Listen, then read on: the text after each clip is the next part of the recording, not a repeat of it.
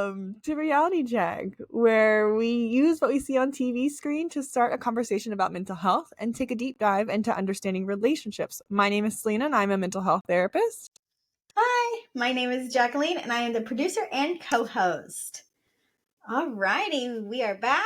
Do you have any new news or updates? Yes, we will be wrapping our podcast up as I go back to work. My stay-at-home mom ticket has expired, so I am heading back to work. Episode are we going to be talking about currently is going to be a movie called Encanto. It's a Disney movie. It's so much fun to watch. I'm just going to do a little recap of this Encanto. And pretty much it's about a granddaughter named Mirabelle who does not have powers, but the entire family does. And the grandma has very high standards for all of her grandchildren and kids. So we'll see if Mirabelle can match up to her standards. What we are learning about in this episode is the family dynamics and the generational trauma healing, how to break generational trauma. Before we dive into today's episode, I want to tell you about this product that I have created on Etsy. It's the self-love journal prompts. In this self-love journal prompts, there are 30 days of journal prompts to help you get to know yourself better, to foster more self-love, and you'll be exploring topics like self-care, forgiveness, mental health, and more. It is a instant download, so as soon as you purchase it, you get it, and you can download it, print it out, and journal away. It's also only $15, and we will link this journal in our show notes, so be sure to check it out. Yes. Oh, that's awesome. Girl. Thank you for sharing that. That is just something everyone should have. It's really good. Let's just dive into this, shall we? I love this movie. I love Disney, and I personally love this movie. It took place in Colombia, South America. Colombia. And that is where I'm from. Represent. Really, really enjoyed this movie. I thought it was great. Thank you, Disney. So thing that popped out at me is when Abuela was talking to her candle, and she was talking about how she's worried about the cracks in the house and worried about being caught vulnerable. Why the cracks are in the house and why she doesn't want to be caught being vulnerable. Why is no one in the family speaking up about these cracks? Like, why? I feel like Mirabelle sees, and she's doing something about it, but why is no one else stepping up? I think it speaks to, I just go to the song We Don't Talk About Bruno. It's the same thing, we don't talk about the cracks in our family.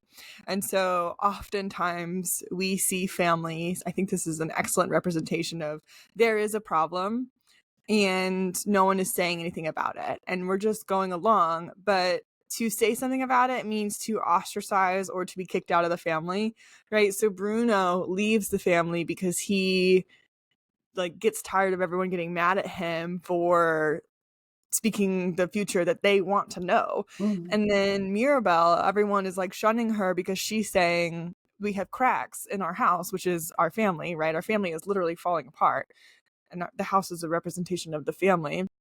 And she points it out, and and then so that disrupts the system. So if we think about families, if they operate a certain way, each person has a role. Luisa is strong. Tia Peppa has her feelings, right? They all have these roles.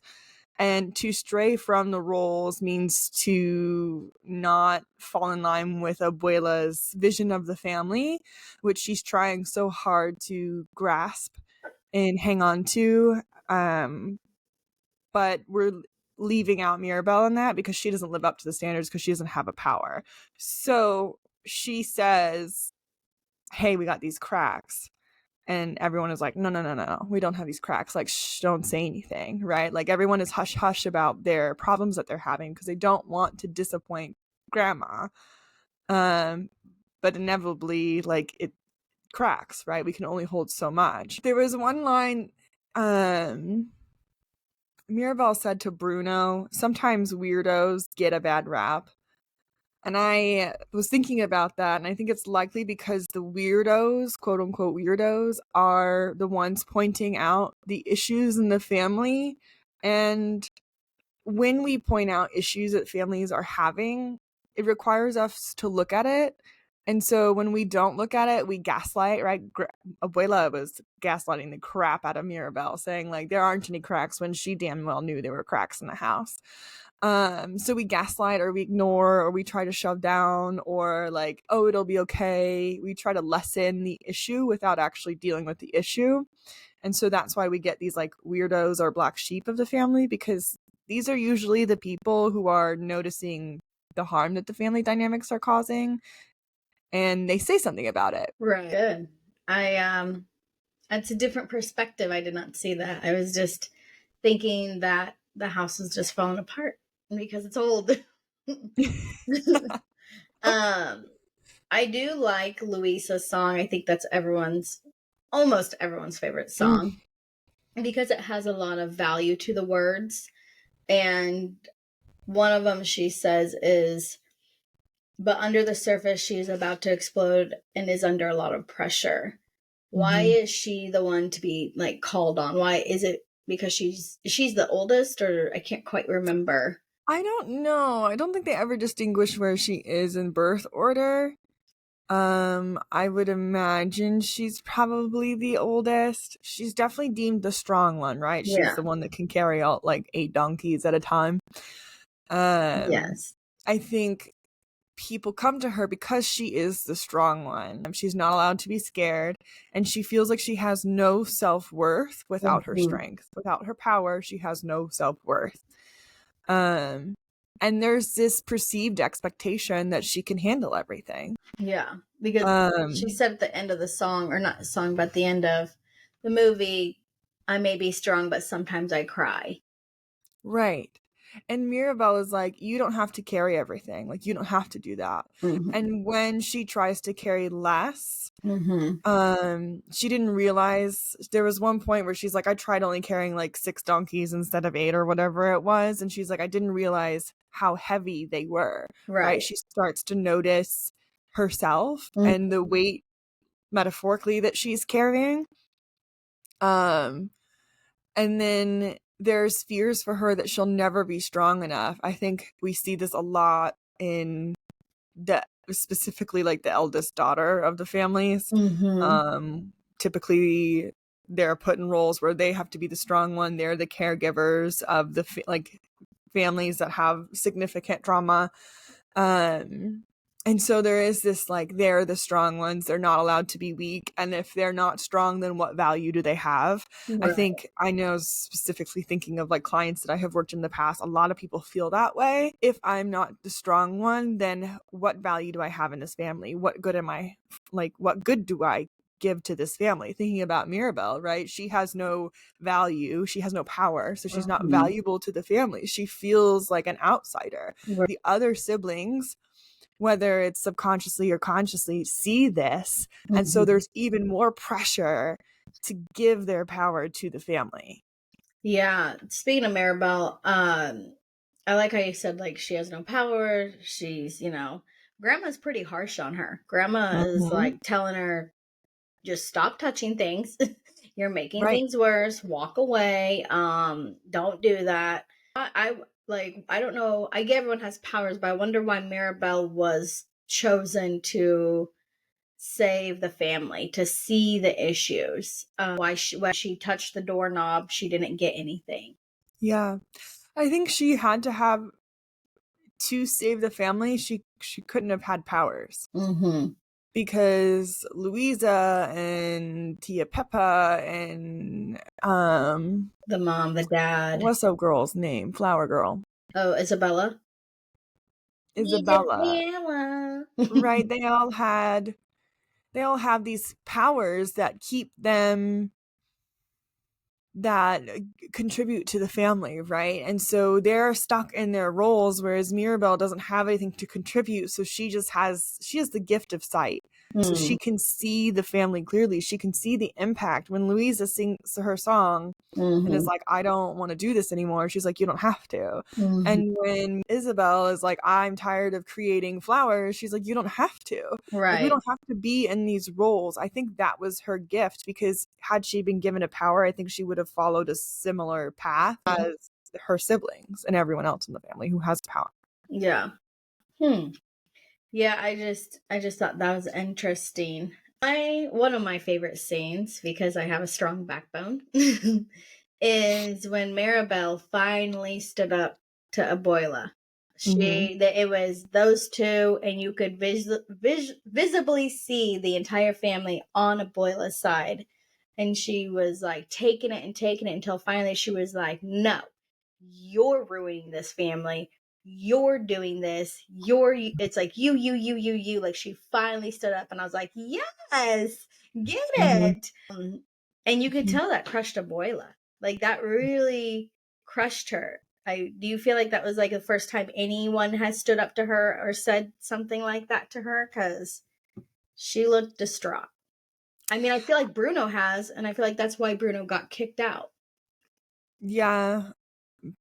I mean, probably it was the first time that she was reached in that way. Mm-hmm. Um, the nice thing about this is a Disney movie and it wrapped up very beautifully in a nice little bow. But thinking about generational trauma and generational trauma healing, um, this isn't always the case. Mm-hmm. No, So in this beautiful scene towards the end, where Mirabelle is able to call out Abuela, Abuela is able to sit with her shit and realize that, like, yeah, she's the matriarch, right? Like, she has passed on this trauma of mm-hmm. hers. So her home was taken away from her when she was young, a young mom, right? She gets blessed with this candle, this Encanto house, this charm house, this good luck house, and she Mm-hmm. is desperate to hang on to it. And I think she means so well, right? Like, she's Yeah. coming from a place of trauma, and she's wanting to not have that same thing happen to her children. So Mm-hmm. she creates these really high standards. And I think we see this a lot with children of like children who are either first generation or have moved over to America. There's this like American dream. It also is a lot. We can see this in just like really any family, how generational trauma is passed on. There's Mm-hmm. this trauma that has happened, and when it doesn't get healed, the parent tries to correct that so it doesn't happen. But what they don't realize is that it will happen in a different form. And so the house does crack because she's hanging on so tightly to these gifts, right? This Mm-hmm. gifts is what makes us safe, when it's not. We learn that it's like our family and how we feel in our community, and that's what makes the home. It's not the actual building. But she was hanging on to the building because that has been taken from her. Mm-hmm. And so when Mirabelle is like, hey, look, that you are the issue, all of this pressure that you're putting on all of your children and grandchildren is causing the house to crack. Mm-hmm. In this nice little Disney movie, she was able to see that and take ownership of that. Unfortunately, not everyone gets that opportunity to do that. Yeah, it takes a while. Mm-hmm. Um, One scene that did like make me mad. Go Mm-hmm. figure, Disney made someone mad. Is Well, Bruno comes in. I like the thing of him riding in on a horse. Was it a white horse? No, but he tried. He really did try. He came in on a horse and he was standing up like, "No, I told her to do this. Don't kick her out." Pretty much like, "Don't shun her. Like, I told her to do this." What made me mad is the minute Abuela welcomed him into her arms, the entire family was like, "Oh my God, we love you again." Just like, he sat in the walls for God knows how long.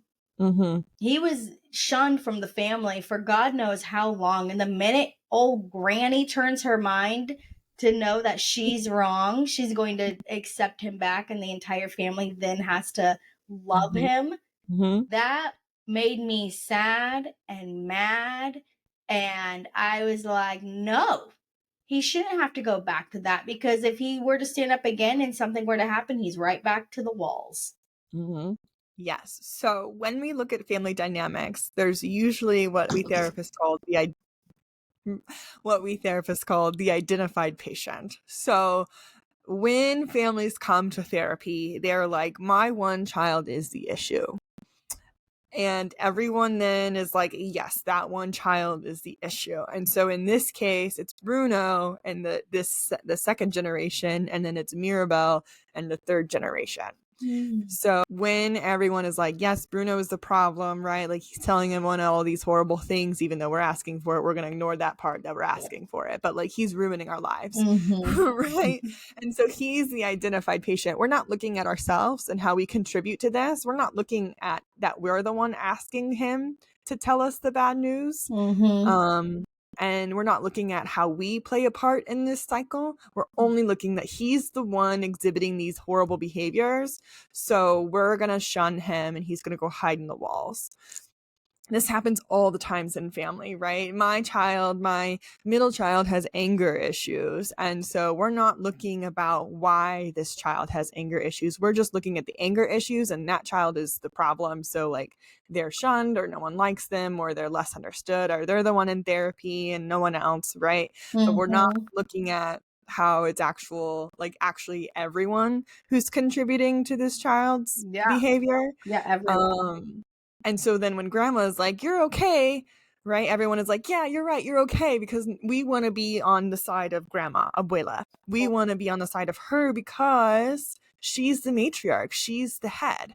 Children want to make their parents happy. So growing up, there's probably dynamics of these people get their powers pretty young, so we've already triangulated ourselves against Bruno because sometimes he tells us bad things and we don't want to hear it and then they come true and then we blame him. Right, so we're always going to side with abuela because she is the parent and she's the one that keeps us safe.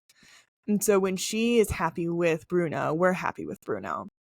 But I agree, it is totally unfair. I think this is a common experience. And I think for Bruno, it's going to be, again, this is a Disney movie, so it's like, oh, everything's better now. We're not going to talk about how everyone shunned me and I lived in walls for years watching you all eat without me, right? Like that's so much like significant trauma, right?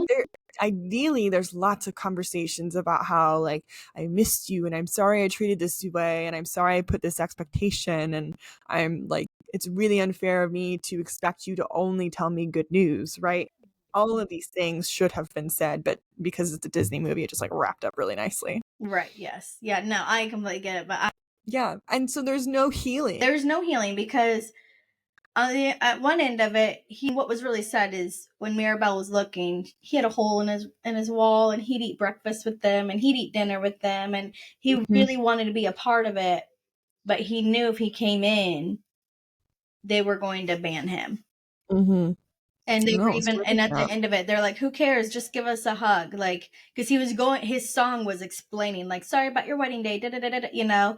And they're like, it's okay, you're here. Who cares? You know? Right. He cares. Yeah, he does. Like, he does. He cares. He wants to feel validated and he wants to explain himself and he wants to talk. So really sad. Like in the real world, Bruno is going to be hurt. It's going to be hard for him to trust everyone. And that takes time and conversations and repairs. Yeah. Oh, yeah. And it takes time. Like you said, I know you just said that, but I want to emphasize the word time because they just think, oh, we sang a song. We took this time to build a house. We took this time to do all this stuff and we're family again. And that's just not how it works in the real life. But thank you, Disney, for doing that because it's interesting they made Bruno the bad guy because they could have easily made the shapeshifter the bad guy. Because he could have really messed with the family. I mean, but he had his dad call him out when he was shapeshifting wrong for the wrong decisions. Like when he the wrong reasons. That's it. When he turned into that lady who can hear really well. Yeah. And she was like, I know you can hear. And he's like, go back to who you were. And he was like, man. So talking about like breaking generational trauma cycles and healing from generational trauma, this is like a Disney version, so it's wrapped up really nicely. Typically this takes a long time to heal from this generational trauma. We have to first understand ourselves. I think it is helpful to understand where the trauma comes from. It's not always accessible. So, for example, maybe a parent has passed on or they're not willing to talk about their experiences with trauma. It does not mean that healing is not possible. It just gives us more context, but we can heal without that context. But breaking this cycle is really hard. For Mirabelle, there was this like, something is wrong. And so she's pointing out to Issa that she doesn't have to be perfect. And so she starts growing cacti.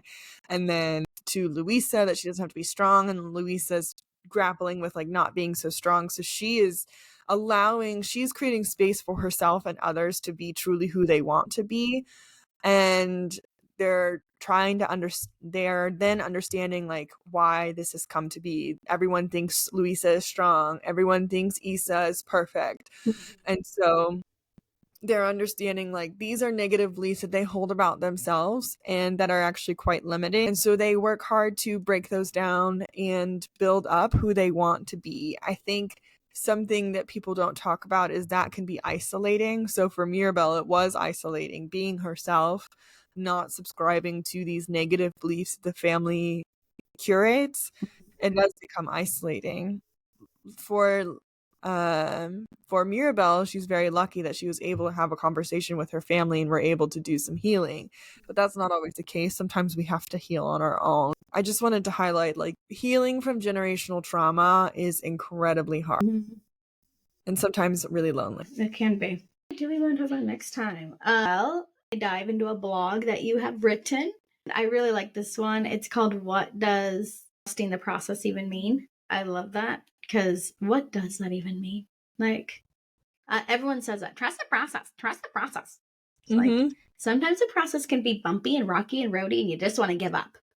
So I can't wait to dive into that. Yeah. So, as we conclude, be sure that you are taking care of yourself. This was a heavy episode, talking lots deep dives into trauma. Just because I'm a therapist doesn't mean that I am your therapist. If you notice lots of feelings coming up during this episode, we highly recommend that you seek out therapy for yourself. Yes. Let us know if you have any questions or comments. Be sure to give us a follow, and thank you for listening. This has been Reality Check. Bye.